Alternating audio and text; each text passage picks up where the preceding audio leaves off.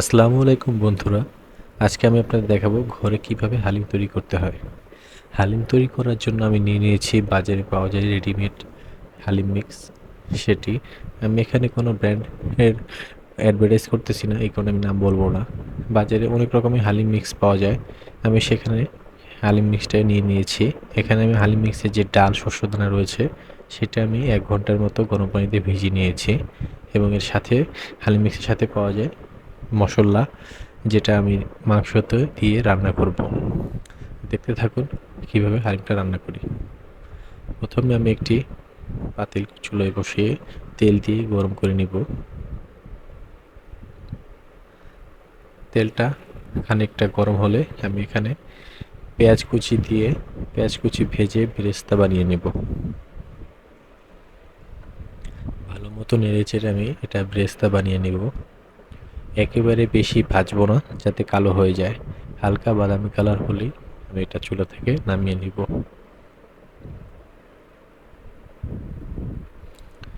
বেরেস্তা আমাদের মোটামুটি হয়ে গেছে, এরকম হালকা বাদামি হলেই নামিয়ে নিতে হবে।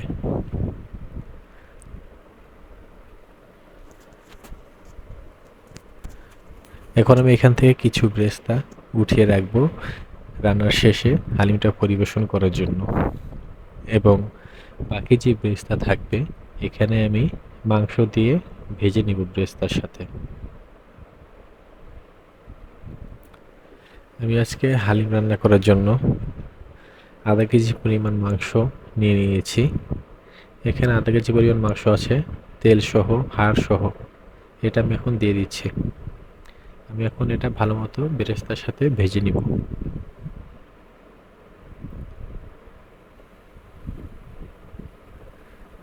এখন আমি হালিম মিক্সের যে মশলাটা ছিল সেই মশলার থেকে কিছু মশলা এখানে অ্যাড করব, এবং বাকি মশলাগুলো আমি পর্যায়ক্রমে ধাপে ধাপে দিব।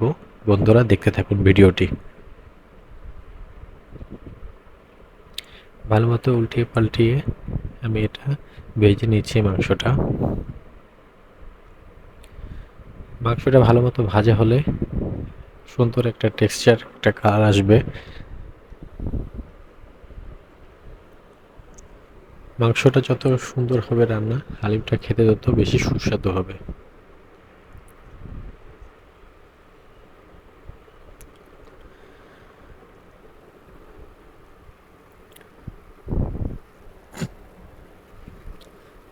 এখন আমি এখানে দিয়ে দিচ্ছি আদা রসুনের বাটা, আর দিয়ে দিচ্ছি শুকনো মরিচের গুঁড়ো, এবং দিব ধনিয়া ধনিয়ার গুঁড়ো।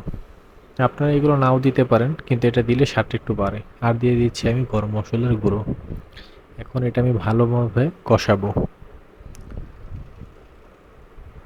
মাংসটার কালারটা খুবই সুন্দর হয়েছে, এক্সট্রা মশলা অ্যাড করাতে মাংসটার কালারটাই চেঞ্জ হয়ে গেছে। অনেক সুন্দর টেক্সচার আসছে এবং খুব সুন্দর সেন্ট আসছে। মাংসটা আমি এখন ভালোভাবে কষিয়ে ফেলেছি। এখন আমি একে সামান্য কিছু পরিমাণ পানি অ্যাড করে দিব। এখন আমি এটা নেড়ে চেড়ে উল্টিয়ে পাল্টিয়ে কিছুক্ষণ ঢেকে দিব।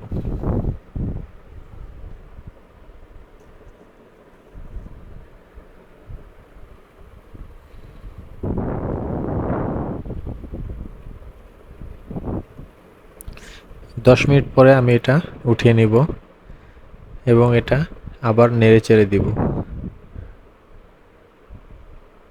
মাংসটা আমি এখানে পুরোপুরি রান্না করব না, আমি এখানে মাংসটা রান্না করব 60%-এর মতো। বাকি 40% যখন আমি এটার সাথে ডাল মিশাবো তখন ডালটা আমার অনেকক্ষণ জাল দিতে হবে, তখন ওই জালে জালে এটা রান্না হয়ে যাবে। এখন আমি মাংসতে পানি ঢেলে দিচ্ছি যাতে মাংসটা ভালোভাবে সিদ্ধ হয়।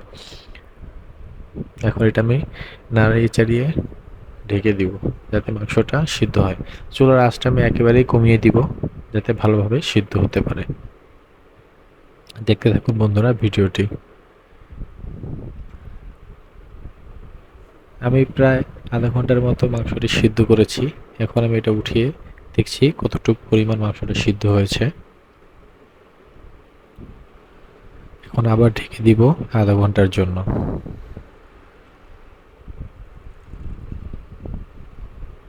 এখন আমি এতে অ্যাড করে দিচ্ছি পরিমাণ মতো লবণ। হালিম মিক্সের মশলার সাথে কিন্তু লবণ দেওয়া রয়েছে, আপনারা যার যার পরিমাণ মতো লবণ দিয়ে নেবেন। এখন আমি ভিজিয়ে রাখা ডাল শস্য দানাগুলো মাংসের সাথে অ্যাড করে দিব।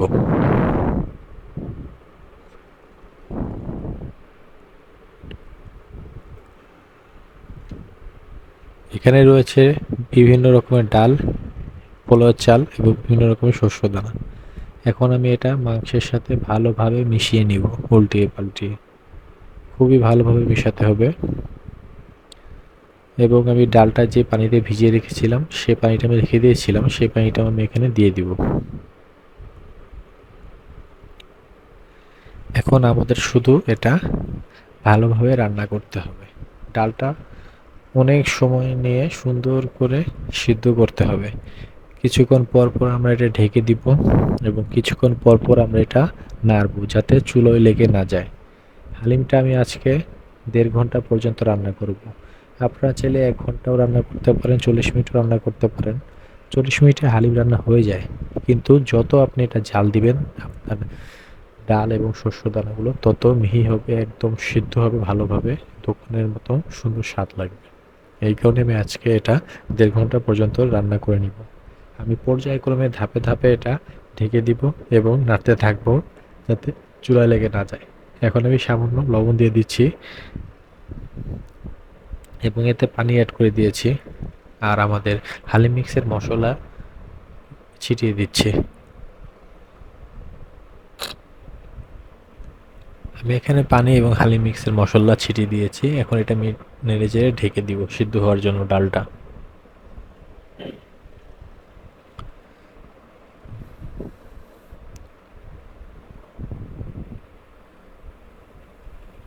এখন আমি এটা সময় নিয়ে 1.5 ঘন্টা পর্যন্ত জাল দিব যাতে ডালটা ভালো মতো সিদ্ধ হয় এবং মাংসটাও খুব ভালোভাবে সেদ্ধ হয়ে যায়।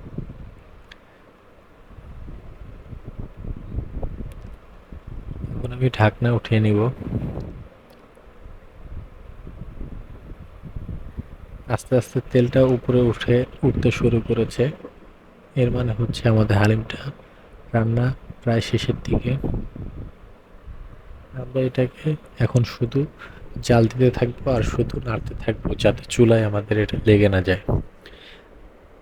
আপনি যদি চুলার আঁচ মিডিয়ামে রেখে রান্না করতে চান তাহলে খুবই ভালো হয়। এখন চুলার আঁচ কোনোভাবে আপনার বাড়ানো যাবে না, তাহলে ডালটা পাতিলের সাথে লেগে যাবে। আমাকে এখন অনবরত কিছুক্ষণ ঢেকে কিছুক্ষণ উঠিয়ে শুধু নাড়াচাড়া করে ডালটা যাতে পাতিলে লেগে না যায় এইভাবে রান্না করতে হবে। আমাদের 1 ঘন্টার মতো রান্না হয়ে গেছে। আমি আর 30 মিনিটের মধ্যে এটা রান্না করব।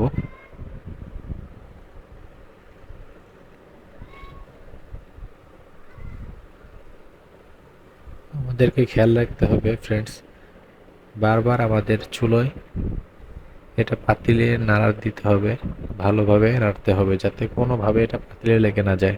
পাতিলে যদি একবার লেগে যায় তাহলে এটা দলা দলা হয়ে যাবে, তখন হালিমটা খেতে ভালো লাগবে না। আমাদের হালিমের ডালটা ফুটতে শুরু করেছে একদম ভালো মতো। এখন আমি এখানে 3টা কাঁচামরিচ মাঝখান দিয়ে ভেঙে দিয়ে দিয়েছি।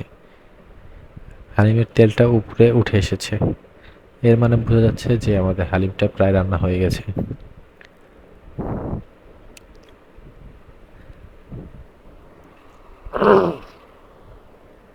আমরা এখন ভালোভাবে নাড়িয়ে চাড়িয়ে পাতিলের সাথে যে লেগে না যায় সেভাবে দেখবো। ডালটা আমাদের অনেক ঘন হয়ে গেছে, একদম হালিম আমাদের প্রায় রেডি হয়ে গেছে।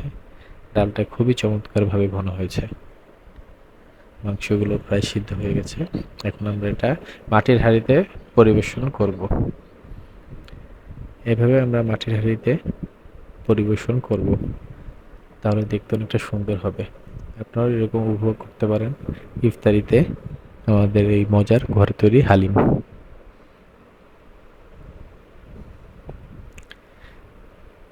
বন্ধুরা, আমার হালিমটা একেবারেই দেখতে দোকানের মতো হয়েছে। এখন আমি এটার উপরে বেরেস্তা ছিটিয়ে দিচ্ছি এবং ছিটিয়ে দিব আদা কুচি।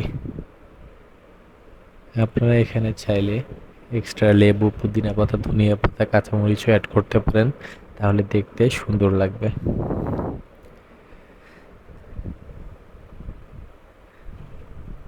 এখন আমি আমার হালিম মিক্সের যে মশলাটা রেখেছিলাম বাকিটুকু সেটুকু আমি এখানে ছিটিয়ে দিব, তাহলে টেস্টটা আরও বেড়ে যাবে।